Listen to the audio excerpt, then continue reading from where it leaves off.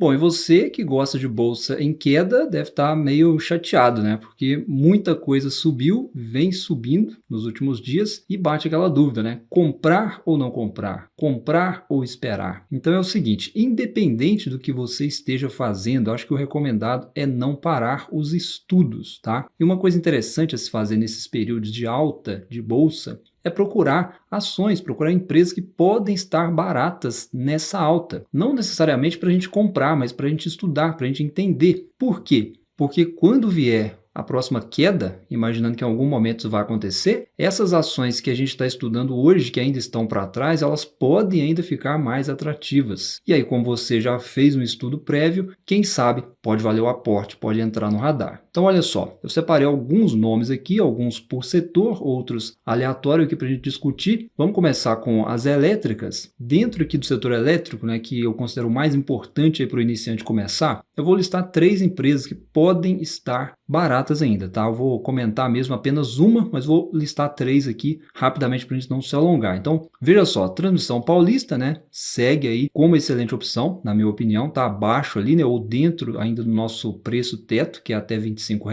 além de estar abaixo também do valor patrimonial, olhando para a valuation, com um PL também interessante. Acho que Transmissão Paulista segue valendo muito estudo, já falei da tese aqui um monte de vezes, então não é sobre ela que eu quero comentar, mas está no radar também, porque está descontada. Quem mais? Eletrobras, né? Também para crescimento, imaginando esse raciocínio, é interessante porque está abaixo também dos níveis de antes da privatização. O mercado ainda subestima o potencial da empresa pós-privatizada. Eu tenho olhado mais, inclusive, para o case, né? Muitos de vocês têm me pedido para começar a acompanhar, eu tenho olhado mais e tem alguns pontos aí interessantes para a tese, podemos discutir também em vídeos à frente, mas não é ela que eu quero comentar hoje também, mas fica aí destacado como uma das elétricas que podem estar baratas também. E agora vamos lá, o desconto mesmo entre as elétricas, que eu quero comentar com vocês aqui um pouquinho mais a fundo, atendendo a pedidos, é a Neoenergia. E olha só, é uma empresa ainda subestimada em bolsa desde a pandemia para cá, né? Deu grandes oportunidades, inclusive, de compra, e hoje segue aí com um PL muito baixo, né? Um preço sobre valor patrimonial também descontado, assim como EV/EBITDA,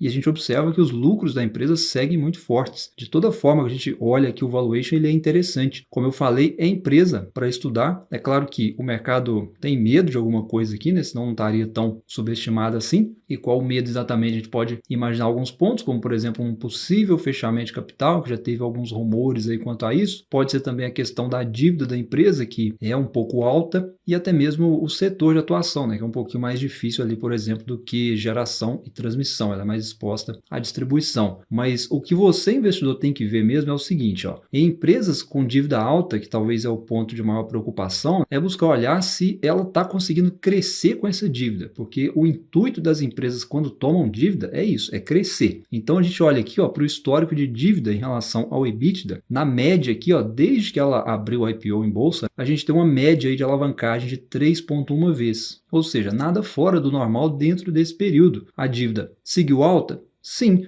Porém, se você olhar aqui a evolução de lucro, veja que ele não ficou estagnado, ele mais do que dobrou nesse período aí, que mostra que ela foi efetiva até aqui. Inclusive, ela não para de investir. Se a gente olhar aqui os últimos documentos que ela reportou ao mercado, veja que só nesse primeiro semestre foram 4 bilhões investidos. E o custo dessa dívida ele vem diminuindo. Então, a alavancagem, que talvez pode ser o ponto que mais preocupa aí muita gente, não é o motivo para preocupações, na minha opinião. É claro que, se a economia desandar, né, e as taxas de juros voltarem a subir, é um ponto de atenção, né, vai pressionar essa dívida ainda mais e o mercado pode voltar a bater aqui nas cotações. Da mesma forma também que, se essas taxas voltarem a cair, ela pode deslanchar ainda mais. Porém, independente disso, porque a gente não sabe, lembre-se que ela trabalhou já com taxas de juros lá em 13%, né, com a Selic acima dos 13%, e nem por isso ela deixou de existir e nem por isso ela deixou de ser lucrativa. Muito pelo contrário, ela vem dando muito lucro, não é de hoje. Quando as taxas de juros estavam altas, ela já estava lucrando muito. E em relação a um possível fechamento de capital, que é algo que vocês me perguntaram, acho que não adianta especular em relação a isso, né? Porque ninguém sabe até o controlador comunicar. E é assim para qualquer empresa. Então, eu focaria mais em resultados do que em boatos, tá? E no que diz respeito ao fundamento, olhando aqui para lucros que a empresa tem conseguido entregar ao mercado, ela já se provou eficiente, rentável e é uma empresa de grande potencial que sim pode estar descontada, né? Está descontada nesse momento, mesmo com a bolsa em alta. Bom, vamos agora comentar também sobre bancos, né? Outro setor aqui também que é muito importante a gente sempre estar estudando. Só lembrando, pessoal, que se você está comigo nesse vídeo e não é inscrito aqui no canal, se inscreve aí, ative as notificações para você não perder os próximos vídeos e me fala aí também nos comentários, né? No final do vídeo pode ser, se você investe em alguma dessas empresas que a gente está comentando e qual empresa que você quer que eu traga aqui no canal. Mas olha só, aqui nos bancos, para a gente não ficar na mesmice de sempre, né? Geralmente a gente fica sempre nos top 2 ou top 3 aqui, né? Sempre com o Banco do Brasil, Itaú, hoje fugindo um pouco do óbvio ali, né? Se a gente olhar valuation hoje e buscando o desconto, né? Quem aparece ali talvez com múltiplos muito baixos é o Banrisul, por exemplo, né? Que negocia 50% abaixo do valor patrimonial e como eu falei em outros vídeos aqui sobre o Banrisul, abaixo dos R$13 é interessante, porém ele está patinando. Então, apesar do desconto, nesse vídeo de hoje eu deixo só ele aí como a ressalva, mas eu destaco mesmo aqui no nosso vídeo o Banco Paine. É um banco menos comentado, porque aqui avaliar bancos é olhar lucro. Então é importante lembrar que o banco ele construiu carteira de crédito. Então a tese é mais por esse lado, o desconto fundamentado em rentabilidade e não em queda das ações, como muita gente olha. E olha só então, em relação a retorno, o banco entregou um ROI ali acima dos 23%. Então hoje entre os bancos, para quem está olhando desconto barra ação de crescimento, por exemplo, no setor financeiro e não abre mão talvez do modelo tradicional de bancos, é por isso inclusive que eu estou comentando ele nesse vídeo de hoje, porque ele é um modelo parecido com um bancão grande tradicional. Se a gente olhar, por exemplo, pelo volume de captações aqui do banco, né, que é um modelo de negócio tradicional dos bancões, ou seja, ele pega o dinheiro lá do cara que coloca o dinheiro dele investido num CDB, por exemplo. E essas captações é que geram possibilidade do banco emprestar mais dinheiro para frente, é o que gera mais recursos para o banco conseguir conceder mais crédito. E esse é o detalhe, ou seja, ele fez isso muito bem, né? Em apenas um ano aí ele mais do que dobrou a sua carteira de crédito. E a carteira de crédito de um banco, né, falando de modo geral, ela não acaba amanhã, depois, o ano que vem. Não, a carteira de um banco, né, ela se garante ali por pelo menos uns 3 anos, né? Pelo menos a sua maior parte, né? Isso imaginando que o banco fique parado, sem fazer absolutamente nada. E é óbvio que ele não vai ficar parado. Então essa é uma ação que vocês me pediram para trazer mais aqui no canal. Eu já fiz um vídeo aí com uma breve análise. É esse vídeo que está aí para quem quiser assistir. Eu fiz também um ranking aí com os maiores ROI entre os bancos. O Banco Paine está entre os maiores. Ficou interessante também para quem quer agregar aí nos estudos. Passa lá depois se você não viu. Mas na minha opinião aqui, acho que segue sendo um ótimo nome para estudo o Banco Paine, porque ele segue descontado, olhando valuation, e se o mercado corrigir, imaginando isso, ele pode dar oportunidade, e é por isso que eu falei que em momentos de alta da bolsa, comece a olhar quem ficou para trás, não só nas cotações, mas também nos múltiplos históricos, quem ainda está descontado, sempre se baseando em lucros que a empresa está entregando, tá bom? Agora, passando aqui para commodities, a gente tem vários negócios, vários nomes interessantes aí na nossa bolsa. Tem petróleo, tem minério, tem celulose, tem aço, tem commodities agrícolas. Muitas dessas aí que a gente já fala bastante aqui no canal, por isso que é difícil a gente não ficar na mesmice, né? Eu estou tentando trazer aqui empresas que a gente fala menos, mas em relação a empresas que estão para trás, não tem como não lembrar do minério, né? E aí, como a gente não tem muita opção, então hoje eu trago aqui a Bradespar, que é um case de desconto enquanto a bolsa está subindo.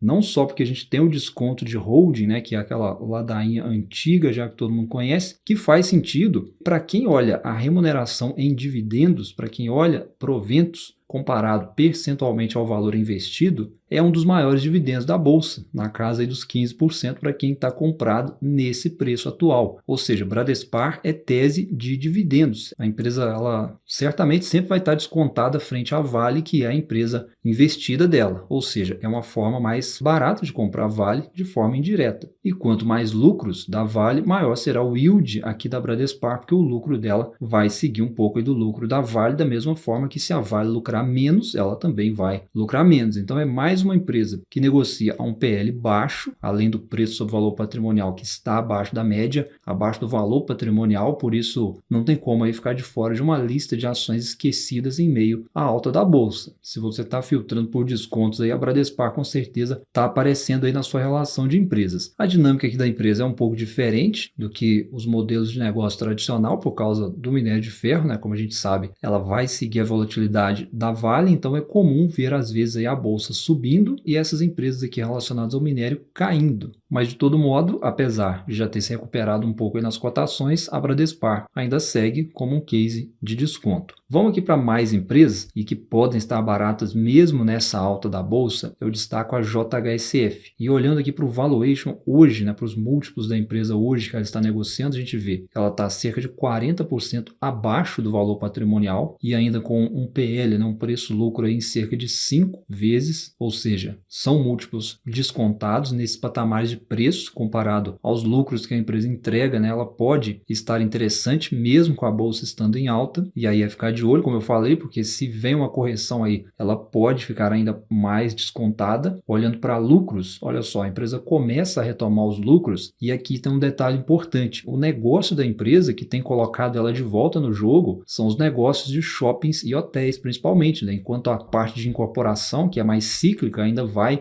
um pouco ruim, os outros negócios eles seguem crescendo, ou seja, são os shoppings, os hotéis, os restaurantes, e ela segue desenvolvendo novos serviços aí para atender os clientes. Começou com um diferencial muito importante aí para alta renda, que é o aeroporto executivo, que já entrega bons resultados, inclusive, né, resultados crescentes, recorrentes. Depois, ela implementou um serviço de locação residencial e clubes, que já vem também contribuindo para o resultado. E veja só que nessa parte de renda recorrente, as margens, né, tanto EBITDA quanto margem líquida, elas vêm retomando. Então aqui sim, uma empresa que vem se reinventando, buscando sair do ciclo da incorporação, que também tem boas margens sim, porém depende de melhores condições de mercado e no momento não é o caso, e é uma empresa que certamente se as taxas de juros caíssem mesmo de forma fundamentada, tem tudo para deslanchar, porque a parte de incorporação, mesmo agora sendo menor no resultado, voltaria com força e iria contribuir fortemente aí com os outros negócios. Mas o dado positivo aqui para a empresa, para quem vai estudar, é que a gente vê que não é mais, né, a JHSF não é mais uma empresa tão dependente de incorporação como era. A parte de renda recorrente já é mais relevante no balanço, como eu falei. Tanto é que a empresa agora tem pago dividendos mensal, ou seja, pelo menos em 2024, né, a gente está tendo aí todo mês 3 centavos caindo para o acionista. Vamos ver 2025, mas como a empresa está ficando mais previsível, quem sabe aí pode ser mais um case aí da bolsa de crescimento e com dividendos também acima da média do mercado. Não é aquele baita yield, mas é um yield razoável aliado ao potencial de crescimento e pode estar descontada porque os lucros da empresa vêm crescendo agora com um negócio bem mais resiliente, né? Inclusive a dívida da empresa vem diminuindo, o que pode favorecer crescimento e dividendos à frente, como eu falei. Então são alguns nomes aí interessantes, alguns que vocês têm me pedido para comentar, para dar a minha opinião. Acho que apesar da alta da bolsa que a gente vem observando nos últimos dias, tem muita empresa ainda descontada em relação ao patrimônio, principalmente, outras descontadas em relação aos lucros que elas estão entregando. A gente poderia falar de outras empresas aqui também, né, que a gente sempre comenta, como por exemplo a Gerdau. Falamos muito dela por aqui no canal, não vou entrar em detalhes, mas está bem abaixo também do valor patrimonial, um PL muito baixo, sem falar a posição de caixa, né, da empresa que segue forte, garante a empresa aí pelos próximos 6 anos aí pelo menos, tranquilo. A gente tem outras elétricas também, né, que eu até esqueci de mencionar aqui, que é o case de Auren Energia também, é outro nome aí que está abaixo do nosso preço teto, inclusive. Tem muita coisa para a gente ver aí sobre a empresa no pós-fusão aí com a AS Brasil e, na minha opinião, tem que seguir fortemente aí no radar do investidor para estudar. Então não é porque a bolsa subiu que a gente não pode ficar de olho aqui em descontos, em negócios interessantes com potencial a destravar. Então por hoje é isso, né? Mais um vídeo direto ao ponto aí com algumas empresas que vocês me pediram. Se você chegou até aqui, se inscreve no canal, ative as notificações e me fala aí nos comentários se você investe em alguma dessas empresas para que eu possa trazer vídeos mais à frente. Um abraço, bons estudos e até a próxima.